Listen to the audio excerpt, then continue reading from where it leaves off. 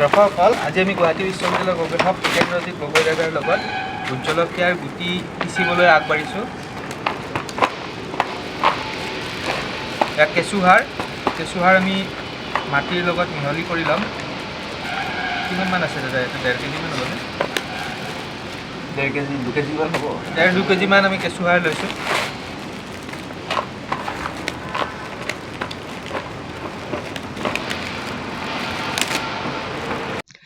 মাটিখিনি প্ৰথমতে আমি এনেকৈ গুড়ি কৰি ল'ব যত্ন কৰিছোঁ আৰু গুড়ি কৰি লৈ আমি পিছত কেঁচুসাৰ দিম, কিয়নো মাটিখিনি গুড়ি কৰি ল'লে ইয়াৰ মাজেৰে অক্সিজেন আৰু পানী আমি যেতিয়া দিম এইসমূহ চলাচল কৰিবলৈ সুবিধা হ'ব। মাটি গুড়ি কৰাৰ মূলতঃ অক্সিজেনসমূহ বা বায়ু ইফাল সিফাল কৰিবলৈ সুবিধা হয়। সেইকাৰণে আপোনালোকে খেতি কৰাৰ পূৰ্বে বা বীজ সিঁচাৰ পূৰ্বে মাটিখিনি সমানকৈ গুড়ি কৰি ল'ব পাৰিলে ভাল আৰু ডাঙৰ চপৰাবিলাক আঁতৰাই ৰাখিব পাৰিলে ভাল হয়। ইয়াত কেঁচুসাৰটো আমি মিহলি কৰি দিছোঁ।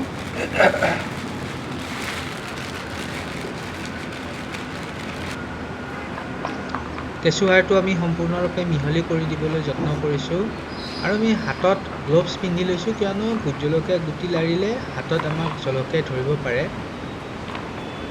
এনেকৈ আমাৰ মিহলি কৰা হৈ গ'ল। কেঁচুসাৰ আৰু মাটিখিনি আমি মিহলি কৰি ল'লোঁ প্ৰথমতে। এতিয়া আমি গুটিবিলাক দিবলৈ আগবাঢ়িম। ইয়াতে ভোট জলকীয়া 2 প্ৰকাৰৰ বীজ আছে। এইখিনি নতুন বীজ আৰু এইখিনি কিছুদিন পূৰ্বৰ। এইখিনি গুটি টিকেন্দ্ৰজিৎ গগৈ দাদাই আছুতীয়াকৈ উলিয়াই ৰাখিছে। দুইখিনি আমি পৃথক পৃথককৈ দি চাম কোনখিনি গজে, কেনেকৈ গজে, কেনেকুৱা ফলাফল হয়।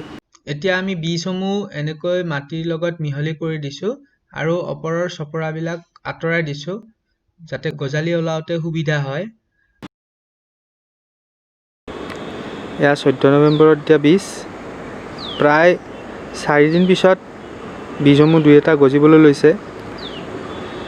এই মাৰিডালৰ এইখিনি ঠাইত আমি কিছুদিন পুৰণি বীজসমূহ দিছিলোঁ এইটো ঠাইত, কিন্তু ইয়াত আমি গজালি খুব ভালকৈ দেখা নাই।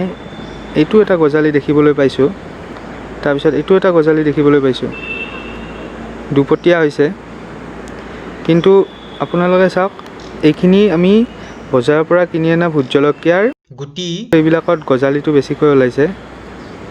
এয়া চাওক, এইটো এটা গজালি ওলাইছে আৰু এইটো এটা গজালি ওলাইছে। এনেকৈ 2-এটা গজালি ওলাইছে আৰু অনাগত দিনত আপোনালোকক দেখাবলৈ যত্ন কৰিম কিমান ডাঙৰ হয়, কিমান গজালি ওলায়, কিমান আমি সফল হওঁ। এই গজালিবিলাক চৰাই চিৰিকটিয়ে খাব বুলি আমি কাষত এখন নেট ৰাখিছোঁ। এই নেটখন আমি ওপৰত দি দিওঁ, দি তাৰ ওপৰত ভগা ইটা কেইটামান পাৰি দিওঁ যাতে চৰাই চিৰিকটিয়ে তাক অনিষ্ট কৰিব নোৱাৰে। চৰাই চিৰিকটি, বান্দৰ, কেৰ্কেটুৱা আদিৰ পৰা পৰিত্ৰাণ পাবলৈ আমি এখন এনেকৈ নেট দি ৰাখোঁ আৰু তাত ইটা দি থৈছোঁ ওপৰত, আৰু এনেকৈ আমি গজালিবিলাক হ'বলৈ দিছোঁ। প্ৰায় 15 দিনৰ মূৰত এনেকৈ আমাৰ পুলিসমূহ গজিছে। প্ৰায় 300 মান পুলি গজিছে। যোৱা 14 নৱেম্বৰৰ পৰা আজি 8 ডিচেম্বৰ, প্ৰায় 24 দিনৰ মূৰত এইখিনি পুলি এনেকুৱা হৈছে, দুপতীয়া 3পতীয়া হৈছে। কোনোবা এডালৰ যদি 2টা পাত, কোনোবাৰ 3টা 4টাকৈ পাত ওলাইছে। আৰু আমি ইয়াৰ পৰা পুলিসমূহ উভালি আমি জাৰ্মিনেশ্যন প্লেটলৈ শ্বিফ্ট কৰিছোঁ। এয়া চাওক, জাৰ্মিনেশ্যন প্লেটত এনেকৈ আমি শ্বিফ্ট কৰিছোঁ। এডাল এডালকৈ আমি জাৰ্মিনেশ্যন প্লেটত এনেকৈ শ্বিফ্ট কৰাই লৈছোঁ। এই প্লেটখনতো এনেকৈ কিছু পুলি আমি শ্বিফ্ট কৰিছোঁ। পূৰ্বতে আমি উল্লেখ কৰিছোঁ যে আমাৰ প্ৰায় 300 মান পুলি গজিছিলে আৰু কিছুদিন পিছত ইয়াক আমি সম্পূৰ্ণৰূপে ৰুব পৰা অৱস্থালৈ আহিব। আনহাতে আপোনালোকে চাওক, যিবিলাক ঘন ঠাইৰ পৰা আমি পুলিসমূহ শ্বিফ্ট কৰিছিলোঁ সেই ঠাইবিলাকতো নতুনকৈ কিছুমান পুলি গজালি মেলিবলৈ আৰু আৰম্ভ কৰিছে। এইবিলাক নতুন নতুন পুলি পুনৰ গজালি মেলিবলৈ আৰম্ভ কৰিছে। ইয়াৰ পৰা কেইটামান পুলি আমি নি পেলনীয়া প্লাষ্টিকৰ গিলাচত আমি ৰোপণ কৰিম আৰু তাত আমি দেখাম আপোনালোকক কেনেকৈনো পুলিসমূহ এতিয়া ইয়াৰ পৰা লৈ গৈ এঠাইৰ পৰা আন ঠাইলৈ নিব পৰা এটা ব্যৱস্থা কৰিব পৰা হ'ব। ইয়াত আমি 8টামান ভোট জলকীয়া পুলি শ্বিফ্ট কৰিম। পেলনীয়া গিলাচত এই ৰঙা মাটিৰ সৈতে কেঁচুসাৰ মিহলি কৰি ইয়াত পুলিসমূহ দিম। মিহলি কৰি দিয়াৰ পিছত গিলাচবিলাকত এনেকৈ দি দিম। এনেকৈ আমি গিলাচবিলাকত কেঁচুসাৰ আৰু ৰঙা মাটিটো মিহলি কৰি লৈছোঁ আৰু এয়া দেখিছে আপোনালোকে এইডালেৰে আমি গিলাচবিলাকৰ তলিত আৰু ছাইডত দুই এটাকৈ বিন্ধা কৰি দিম যাতে পানী অতিৰিক্ত হ'লে ওলাই যাব পাৰে আৰু তাৰ মাজেৰে বায়ু চলাচল কৰিব পাৰে। আৰু গিলাচবিলাকত আমি পুলি অনাৰ আগে আগে অকণমান পানী ছটিয়াই দিম।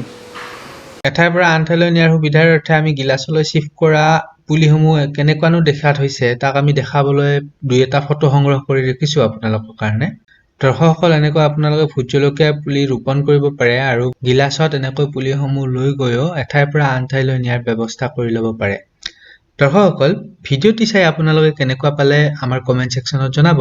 আৰু যদি আপোনালোকৰ ভিডিঅ'টি ভাল লাগিছে নাইবা আপোনালোকৰ বন্ধুবৰ্গৰ সৈতে আপোনালোকে শ্বেয়াৰ কৰিব বিচাৰিছে তেতিয়াহ'লে লাইক, কমেণ্ট আৰু শ্বেয়াৰ কৰি ছানৰাইজ মাল্টি ফাৰ্মিং চেণ্টাৰ এই যাত্ৰাত সহযোগিতা আগবঢ়াব।